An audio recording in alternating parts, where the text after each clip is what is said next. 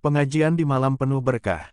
Malam itu, ribuan jamaah memadati halaman pondok pesantren tempat Gus Ikdam menggelar pengajian. Dari berbagai penjuru, mereka datang dengan semangat untuk mendengarkan ceramahnya yang terkenal lugas, penuh humor, namun tetap menyentuh hati. Beberapa di antara mereka bahkan rela menempuh perjalanan jauh hanya demi duduk di saf terdepan. Gus Ikdam naik ke mimbar dengan senyum khasnya. Bismillah, sebelum kita mulai, siapa yang malam ini ingin mendapat ilmu yang bermanfaat? Serunya, serentak jamaah menjawab, kami, Gus. Suasana penuh semangat. Para santri dan jamaah dari berbagai kalangan, dari santri pondok, pedagang, hingga orang-orang awam yang ingin belajar agama, semua fokus mendengarkan. Namun, di antara mereka, ada seorang pria yang tampak gelisah. Sesekali ia menundukkan kepala, kadang melirik ke kanan dan kiri, seolah takut sesuatu terjadi. Pria itu duduk di barisan depan. Pakaiannya sederhana, tetapi tatapannya penuh keraguan. Sesekali, ia merogoh saku celananya dengan cemas. Tidak ada yang menyadarinya, kecuali satu orang, Gus Ikdam. Dari atas mimbar, Gus Ikdam terus menyampaikan ceramahnya, tetapi sesekali tatapannya tertuju pada pria itu. Seakan hatinya merasakan ada sesuatu yang janggal. Suasana pengajian semakin khusyuk. Gus Ikdam membahas pentingnya keikhlasan dalam beribadah dan menjauhi perbuatan syirik. Jamaah mendengarkan dengan penuh perhatian, tetapi pria yang tadi gelisah justru semakin tak tenang. Sesekali, tangannya merogoh kantong celana, memastikan sesuatu tetap ada di dalamnya. Keringat mulai membasahi dahinya, meski udara malam cukup sejuk. Ia tampak seperti seseorang yang menyimpan rahasia besar. Gus Ikdam, yang peka terhadap perubahan suasana, mulai memperhatikan pria itu lebih dalam. Beliau tetap melanjutkan ceramahnya, tetapi hatinya bertanya-tanya, ada apa dengan orang ini? Kenapa gelisah sekali? Di tengah ceramahnya, Gus Ikdam tiba-tiba mengubah arah pembicaraan. Saudara-saudara, di antara kita mungkin ada yang masih percaya bahwa jimat bisa membawa keberuntungan. Tapi, tahukah kalian bahwa bergantung pada jimat justru bisa menjauhkan kita dari keberkahan Allah? Beberapa jamaah, matanya membesar, jantungnya berdegup lebih cepat. Gus Ikdam melanjutkan dengan nada lebih tajam, coba, siapa di sini yang masih membawa jimat? Jangan takut, monggo, tunjuk tangan atau maju ke depan. Kita bicarakan baik-baik. Jamaah mulai saling pandang, tidak ada yang berani mengangkat tangan. Namun, Gus Ikdam tetap fokus ke arah pria itu. Tiba-tiba, pria tersebut menunduk dalam-dalam. Tangannya semakin erat menggenggam kantongnya, seolah takut ada yang melihat isinya. Gus Ikdam tersenyum. Sampeyan, Mas, yang dari tadi gelisah. Monggo, maju sebentar. Suasana mendadak hening. Semua mata tertuju pada pria itu. Angin malam bertiup pelan, membawa kesejukan di tengah ribuan jamaah yang duduk khusyuk mendengarkan ceramah. Namun, bagi pria yang dipanggil oleh Gus Ikdam, udara malam justru terasa menyesakkan. Wajahnya mendadak pucat, mata-mata jamaah mulai mengarah kepadanya, seolah menunggu apa yang akan terjadi selanjutnya. Gus Ikdam tetap tersenyum, tidak menunjukkan tanda-tanda ingin mempermalukan siapapun. Monggo, Mas, maju sebentar, insya Allah, tidak ada yang perlu ditakuti, ucapnya dengan nada lembut. Pria itu menelan ludah, tangannya yang gemetar masih menggenggam sesuatu di dalam sakunya. Ia merasa seolah ada ribuan pasang mata yang menelanjangi dirinya. Beberapa jamaah mulai berbisik, penasaran dengan apa yang terjadi. Seorang pria tua di sampingnya menepuk pundaknya pelan, memberi isyarat agar ia segera maju. Sudahlah, nak, Gus Ikdam orang baik, insya Allah ini demi kebaikanmu, bisiknya. Akhirnya, dengan langkah ragu, pria itu berdiri. Kakinya terasa berat, seolah ada beban besar yang menariknya ke belakang. Namun, tatapan lembut Gus Ikdam membuatnya sedikit tenang. Ia melangkah pelan ke arah panggung, diiringi tatapan ribuan jamaah yang semakin penasaran. Saat pria itu sudah berdiri di hadapan Gus Ikdam, suasana menjadi semakin hening. Bahkan suara jangkrik yang sedari tadi bersahutan pun seakan terdiam. Gus Ikdam menatapnya penuh kasih. Mas, jenengan namanya siapa? Tanyanya. Suara pria itu terdengar bergetar ketika menjawab, saya Rudi, Gus. Gus Ikdam mengangguk. Mas Rudi, jenengan tadi kelihatan gelisah sekali. Ada apa? Apa ada sesuatu yang ingin jenengan ceritakan? Rudi semakin menunduk. Tangannya semakin erat mencengkeram sesuatu di sakunya. Wajahnya tampak semakin berkeringat meskipun udara malam sejuk. Melihat itu, Gus Ikdam tetap tenang. Beliau tidak ingin memaksa, tetapi hatinya tahu ada sesuatu yang tidak beres. Dengan nada lembut, beliau berkata, "Mas Rudi, jenengan tidak perlu takut. Di sini kita semua saudara. Apapun yang sampean bawa, apapun masalah yang sampean hadapi, kita cari jalan keluarnya bersama." Mendengar kata-kata itu, dada Rudi terasa sesak. Ada perasaan bersalah yang tiba-tiba menghantam hatinya. Seketika itu juga, ia menarik napas dalam-dalam dan akhirnya mengeluarkan benda dari dalam sakunya. Sebuah kertas kusut. Gus Ikdam menerimanya dengan hati-hati. Beliau membuka kertas itu perlahan, sementara jamaah menahan napas, menunggu apa yang akan terjadi selanjutnya. Saat kertas itu terbuka, tampaklah tulisan dan gambar aneh yang tergambar di atasnya. Sebuah jimat, semar mesem. Gus Ikdam tersenyum tipis. Beliau mengangkat kertas itu agar bisa dilihat oleh jamaah di sekitarnya. Jimat semar mesem, gumamnya pelan, namun cukup untuk didengar banyak orang. Jamaah mulai berbisik-bisik. Beberapa terlihat terkejut, beberapa lainnya menggeleng pelan. Mereka tahu, semar mesem adalah jimat yang dipercaya dapat memikat lawan jenis. Gus Ikdam kembali menatap Rudi. "Mas Rudi, jenengan pakai ini untuk apa?" Tanyanya dengan nada lembut, tanpa sedikit pun niat menghakimi. Rudi menelan ludah. Suaranya bergetar saat akhirnya menjawab, saya ingin seseorang menyukai saya, Gus. Saya sudah lama sendiri. Saya capek ditolak terus." Gus Ikdam tetap tersenyum, tetapi kali ini ada sorot kesedihan di matanya. Beliau tahu, ini bukan hanya soal jimat. Ini adalah soal hati yang rapuh. Gus Ikdam menatap Rudi dengan penuh pengertian. Sejenak, beliau tidak langsung menanggapi pengakuan itu. Beliau membiarkan suasana hening, memberi ruang bagi Rudi untuk menenangkan dirinya. Di bawah sorot lampu yang menerangi panggung, kertas lusuh yang berisi jimat semar mesem itu masih tergenggam di tangan Gus Ikdam. Jamaah yang semula penasaran kini mulai memahami situasi. Mereka tidak lagi sekadar melihat ini sebagai masalah jimat, tetapi juga sebagai kisah seseorang yang tengah berjuang dengan kesepiannya. Beberapa santri di barisan depan saling pandang, ada yang terkejut, ada yang tampak iba. Gus Ikdam menarik napas pelan. Dengan suara yang lembut, beliau bertanya, "Mas Rudi, sudah berapa lama sampean menyimpan jimat ini?" Rudi menggigit bibirnya, matanya berkaca-kaca, seolah berusaha menahan sesuatu yang ingin keluar dari hatinya. Akhirnya, dengan suara lirih, ia menjawab, "Sudah hampir 1 tahun, Gus." Gus Ikdam mengangguk. "Dan selama setahun ini, apa yang jenengan rasakan? Apakah jimat ini benar-benar membantu?" Rudi terdiam, tatapannya kosong, jemarinya saling meremas, seakan berusaha mencari jawaban. Setelah beberapa saat, ia menggeleng pelan. "Tidak, Gus, justru saya merasa semakin hampa. Saya semakin gelisah, semakin takut, dan orang yang saya harapkan tetap tidak peduli pada saya." Gus Ikdam tersenyum tipis. "Mas Rudi, sampean tahu kenapa?" tanyanya. Rudi menggeleng. Air matanya hampir jatuh. Ia tampak seperti seseorang yang telah kehabisan cara untuk memahami apa yang terjadi dalam hidupnya. Gus Ikdam menepuk bahunya pelan. Karena rasa suka, rasa cinta, itu bukan sesuatu yang bisa dipaksa dengan jimat. Hati manusia itu milik Allah. Kalau Allah belum membukakan pintu hati seseorang untuk sampean, tidak ada satupun jimat yang bisa memaksa itu terjadi. Rudi terdiam. Kata-kata itu seperti menghantam dadanya dengan keras. Selama ini, ia berusaha mencari cinta dengan cara yang salah. Ia berharap sesuatu yang mistis bisa mengubah takdirnya, padahal hatinya sendiri yang belum siap menerima kenyataan. Rudi menundukkan kepala. Di hadapan ribuan jamaah, ia merasa seperti seorang anak kecil yang baru saja ditegur karena kesalahannya.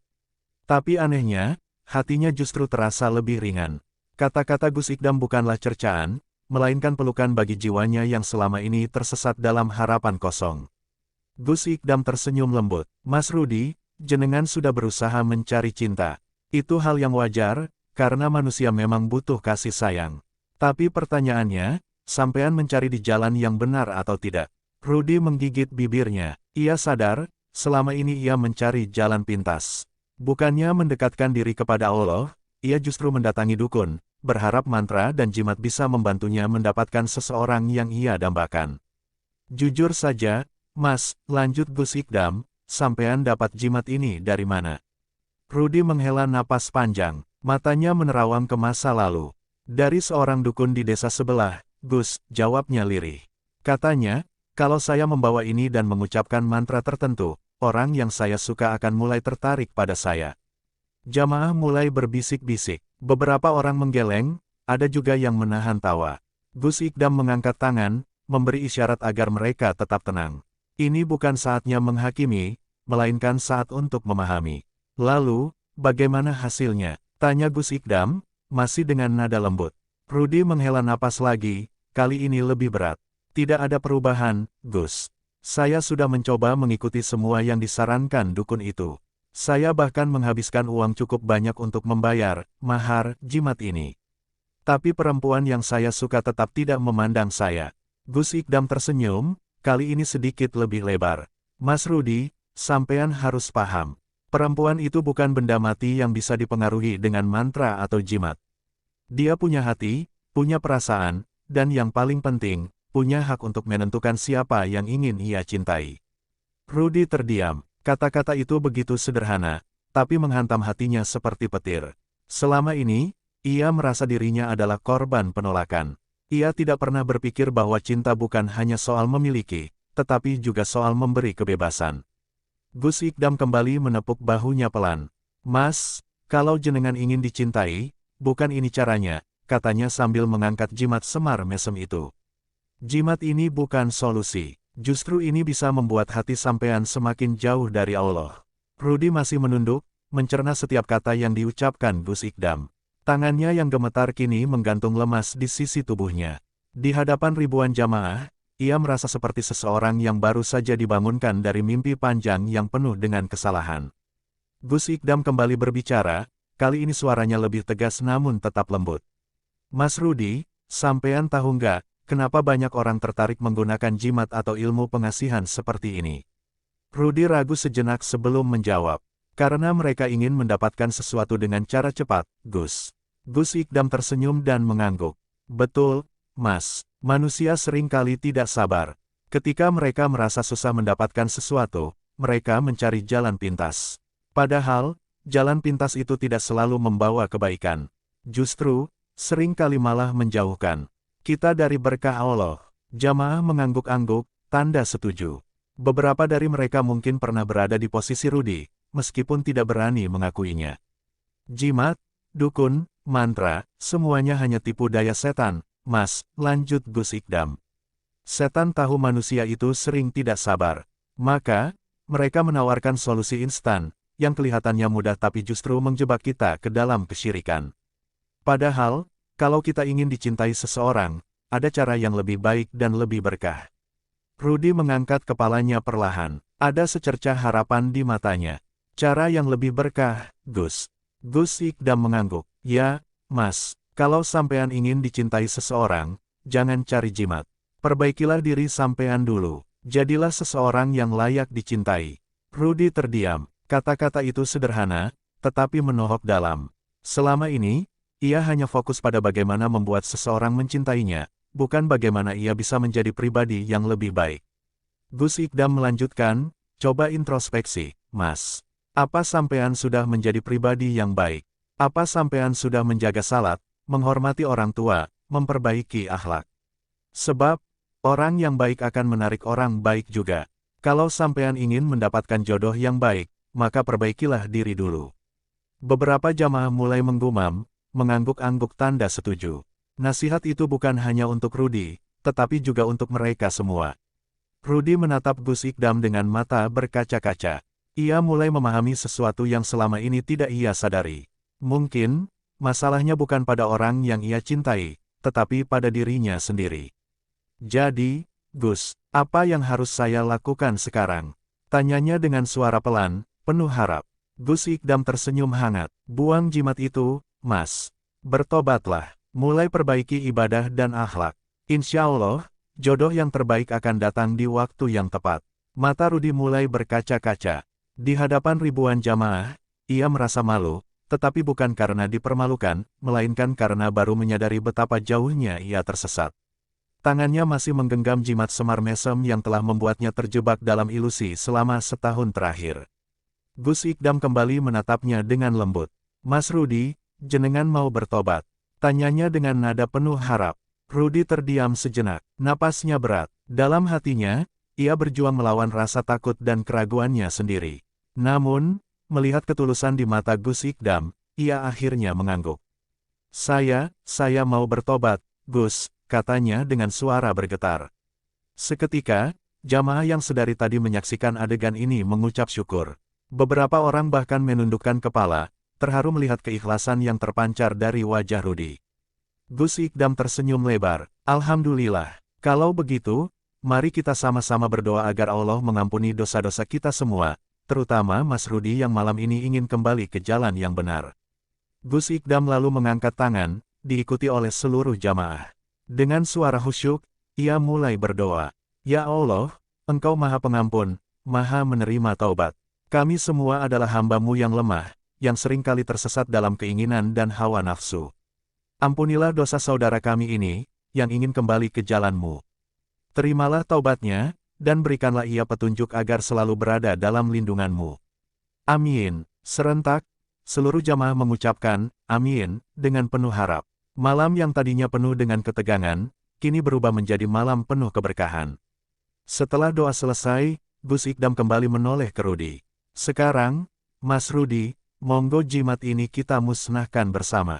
Ini adalah simbol bahwa jenengan benar-benar ingin meninggalkan jalan yang salah." Tanpa ragu, Rudi menyerahkan jimat itu kepada Gus Ikdam. Sang kiai lalu mengambil korek api dari salah satu santri dan menyalakannya. Di hadapan ribuan pasang mata, jimat semar mesem itu terbakar. Perlahan, berubah menjadi abu yang ditiup angin malam. Rudi menatap abu yang berterbangan itu dengan perasaan campur aduk. Seakan-akan beban berat yang selama ini menghimpit dadanya ikut terbakar bersama jimat itu. Untuk pertama kalinya dalam setahun, ia merasa bebas. Gus Ikdam menepuk bahunya pelan. "Mulai sekarang, Mas, jangan lagi mencari jalan pintas. Serahkan urusan jodoh kepada Allah. Yang penting, perbaiki diri, insya Allah jodoh yang terbaik akan datang sendiri." Rudi mengangguk mantap. "Terima kasih, Gus. Saya akan berusaha menjadi pribadi yang lebih baik." Gus Ikdam tersenyum. "Alhamdulillah. Semoga Allah selalu membimbing sampean." Jamaah yang menyaksikan peristiwa itu merasa tersentuh. Malam itu bukan hanya menjadi momen tobat bagi Rudi, tetapi juga menjadi pelajaran bagi semua orang bahwa jimat dan jalan pintas bukanlah solusi, hanya iman dan usaha yang benar yang akan membawa keberkahan dalam hidup. Rudi menghela napas panjang, seolah membuang beban yang selama ini mengikat hatinya. Malam ini, ia merasa seperti orang yang baru saja terlahir kembali. Selama setahun terakhir, ia mengandalkan sesuatu yang tidak benar untuk mendapatkan cinta, tapi akhirnya ia sadar bahwa kebahagiaan sejati tidak bisa diraih dengan cara instan. Gus Ikdam tersenyum, lalu berkata, "Mas Rudi, tobat itu bukan hanya soal mengakui kesalahan, tapi juga soal bagaimana kita memperbaiki diri setelahnya. Sampean sudah berani meninggalkan jimat ini, sekarang tugas berikutnya adalah memperbaiki akhlak, ibadah, dan hati." Rudi mengangguk mantap. "Saya paham, Gus. Saya ingin berubah." Beberapa jamaah yang ada di sekitar ikut tersenyum. Mereka tidak menyangka bahwa pengajian malam ini akan menghadirkan kisah yang begitu menyentuh. Bahkan, ada beberapa orang yang secara diam-diam merogoh saku mereka sendiri, memastikan bahwa mereka tidak menyimpan jimat serupa. Salah satu santri yang duduk di dekat panggung tiba-tiba mengangkat tangan. "Gus, kalau ada orang lain di sini yang juga masih menyimpan jimat, sebaiknya bagaimana?" Tanyanya dengan polos. Gus Ikdam tersenyum. "Monggo, kalau ada yang masih menyimpan jimat, lebih baik dibuang sekarang juga. Tidak usah malu, ini bukan soal dipermalukan, tapi soal membersihkan hati dan hidup kita dari sesuatu yang tidak diridai Allah." Hening. Tidak ada yang bergerak selama beberapa detik. Namun kemudian, perlahan-lahan, beberapa orang mulai berdiri. Ada yang merogoh kantong mereka, ada yang membuka dompet, ada pula yang mengeluarkan benda kecil dari balik baju mereka. Satu persatu, jimat-jimat itu diserahkan ke depan. Seorang bapak tua dengan wajah penuh penyesalan maju mendekati panggung. "Gus, saya juga ingin bertobat. Saya sudah lama menyimpan ini," katanya sambil menyerahkan sebungkus kecil kain kuning yang tampak sudah lusuh. Seorang pemuda lain juga ikut maju. Saya dulu diberi ini oleh orang tua saya. Katanya supaya dagangan saya laris, tapi setelah mendengar penjelasan Gus, saya sadar ini bukan jalan yang benar. Satu demi satu, jimat-jimat itu terkumpul di hadapan Gus Ikdam. Jumlahnya tidak sedikit, lebih banyak dari yang diduga. Beberapa santri membungkukkan badan, membantu mengumpulkan dan membakar benda-benda tersebut, seperti yang sebelumnya dilakukan dengan jimat milik Rudi. Suasana berubah haru. Malam ini bukan hanya tentang Rudi. Malam ini menjadi saksi bagi banyak orang yang akhirnya berani meninggalkan keyakinan lama mereka yang salah.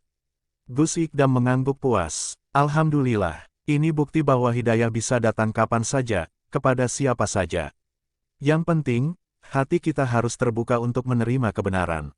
Rudi tersenyum tipis, matanya masih berkaca-kaca. Ia menoleh ke arah jamaah yang lain, merasa lega bahwa ia tidak sendiri dalam perjalanan tobat ini. Ia tidak menyangka, langkah kecilnya malam ini justru menginspirasi banyak orang untuk melakukan hal yang sama. Gus Ikdam kembali bersuara, saudara-saudaraku, kita semua pasti pernah melakukan kesalahan. Tapi Allah Maha Pengampun. Selama kita mau bertobat, insya Allah pintu rahmatnya selalu terbuka untuk kita. Malam itu, pengajian yang awalnya hanya sesi ceramah biasa berubah menjadi malam penuh keajaiban. Tidak ada lagi rasa takut, tidak ada lagi ketergantungan pada jimat. Yang ada hanyalah hati-hati yang kembali berserah diri kepada Allah dengan penuh keyakinan. Malam semakin larut, tapi suasana pengajian justru semakin syahdu. Setelah prosesi pembakaran jimat selesai, Gus Ikdam kembali duduk di hadapan jamaah. Wajahnya terlihat tenang, mencerminkan kebijaksanaan seorang guru yang baru saja membimbing murid-muridnya kembali ke jalan yang benar. Rudi masih berdiri di dekat panggung, merasa sedikit canggung tetapi juga lega. Ia tak menyangka bahwa keputusan kecilnya untuk bertobat justru menggerakkan banyak hati malam ini. Seumur hidupnya, ia tidak pernah berpikir bahwa ia bisa menjadi bagian dari sesuatu yang sebesar ini. Gus Ikdam menatapnya dengan penuh arti. Mas Rudi, jenengan sekarang sudah memilih jalan yang benar. Tapi perjalanan masih panjang. Tobat itu bukan hanya soal membuang jimat, tapi juga soal memperbaiki hati dan kebiasaan kita sehari-hari. Rudi mengangguk. Saya paham, Gus. Tapi, saya harus mulai dari mana? Gus Ikdam tersenyum. Mulailah dari hal yang sederhana. Pertama, kuatkan salat. Itu hubungan langsung kita dengan Allah. Kalau hubungan kita dengan Allah baik, insya Allah segala urusan kita yang lain juga akan dimudahkan. Jamaah kembali mengangguk-angguk setuju. Rudi pun ikut merenung. Selama ini, ia memang sering lalai dalam ibadahnya. Mungkin itulah sebabnya hatinya selalu gelisah. Yang kedua, lanjut Gus Ikdam, perbaiki akhlak. Jadilah pribadi yang lebih baik. Hormati orang tua, bersikap baik kepada sesama, dan jangan lagi mencari jalan pintas dalam hidup. Allah sudah menyiapkan takdir terbaik untuk kita semua, kita hanya perlu bersabar dan terus berusaha dengan cara yang benar. Rudi mengangguk lagi, kali ini dengan lebih mantap. Insya Allah, Gus, saya akan berusaha. Gus Ikdam menepuk bahunya pelan. Bagus. Yang terakhir, bertemanlah dengan orang-orang yang bisa membawa sampean ke jalan yang baik. Kalau lingkungan kita baik, insya Allah kita juga akan semakin kuat dalam kebaikan. Seorang santri yang sejak tadi memperhatikan tiba-tiba berkata, Gus, kalau kita sudah bertobat tapi masih ada orang yang mengejek atau mengingatkan kesalahan masa lalu kita, apa yang harus kita lakukan? Gus Ikdam tersenyum. Itulah ujian. Kadang, orang di sekitar kita tidak langsung menerima perubahan yang kita lakukan. Tapi jangan khawatir, selama kita tetap istiqomah di jalan yang benar, mereka pun lama-lama akan melihat dan menghormati perubahan kita. Suasana semakin hening, banyak yang terdiam, merenungi kata-kata tersebut. Rudi pun sadar bahwa perubahan ini tidak akan mudah. Mungkin akan ada teman-temannya yang mengejek atau bahkan menganggapnya aneh. Tapi sekarang ia tidak peduli. Ia sudah merasakan ketenangan yang sesungguhnya, sesuatu yang tidak pernah ia dapatkan selama masih bergantung pada jimat. Gus Ikdam lalu mengajak semua jamaah untuk menutup majelis dengan doa. Ia mengangkat tangan, diikuti oleh ribuan orang yang hadir. Ya Allah, bimbinglah kami agar selalu berada di jalan-Mu. Jauhkan kami dari keburukan, dari kepercayaan yang salah, dari jalan pintas yang menyesatkan. Berikan kami kekuatan untuk terus istiqomah, untuk memperbaiki diri, dan untuk selalu bersandar hanya kepadamu. Amin. Serentak, ribuan jamaah mengucapkan, "Amin," dengan penuh kehusyukan. Malam itu, bukan hanya Rudy yang mendapatkan hidayah. Banyak hati yang tersentuh, banyak jiwa yang kembali ingin lebih dekat kepada Allah. Saat pengajian berakhir, Rudy menatap langit yang penuh bintang. Hatinya terasa lebih ringan dari sebelumnya. Ia tahu, perjalanan ini masih panjang, tapi setidaknya ia telah mengambil langkah pertama. Setelah malam penuh hikmah itu, hidup Rudy perlahan mulai berubah. Ia semakin rajin salat, memperbaiki akhlak, dan menjauhi lingkungan yang buruk. Ia sadar bahwa perubahan tidak terjadi dalam semalam, tapi ia bertekad untuk terus berusaha.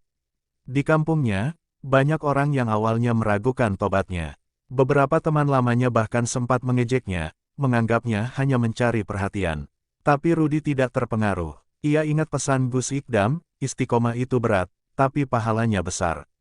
Suatu hari, ia memutuskan untuk lebih banyak belajar agama. Ia mulai sering datang ke pengajian, membaca buku-buku Islami, dan bertanya kepada ustaz di desanya. Ia merasa semakin tenang dan bahagia, sesuatu yang tidak pernah ia rasakan saat masih menggantungkan harapannya pada jimat. Yang lebih mengejutkan, tanpa ia sadari, perubahan dalam dirinya menarik perhatian seseorang. Seorang perempuan bernama Siti, yang dulu tidak pernah memperhatikannya, kini mulai melihatnya dengan cara berbeda. Siti adalah gadis solehah di desanya, yang dikenal baik dan rajin mengaji.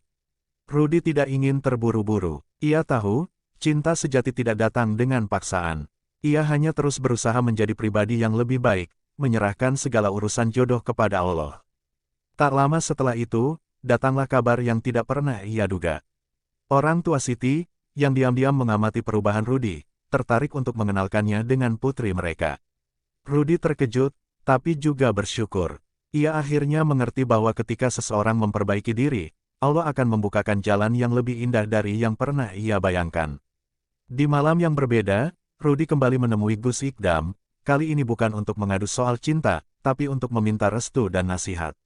"Gus, dulu saya pakai jimat untuk mencari cinta.